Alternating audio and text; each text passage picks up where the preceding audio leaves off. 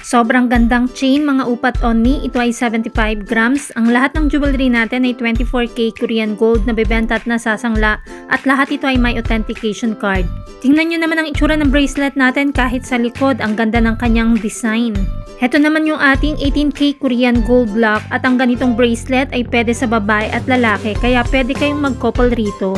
Pwede ito sa minimum 18.75 grams para sa babae.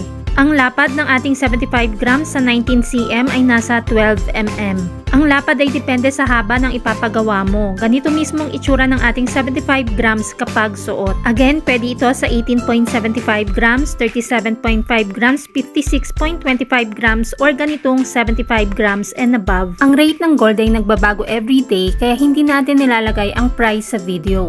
Kung gustong malaman ng updated price, mag-inbox kay Michelle Yu sa Facebook or follow Mabenta kay R Jewelry sa YouTube or TikTok channel.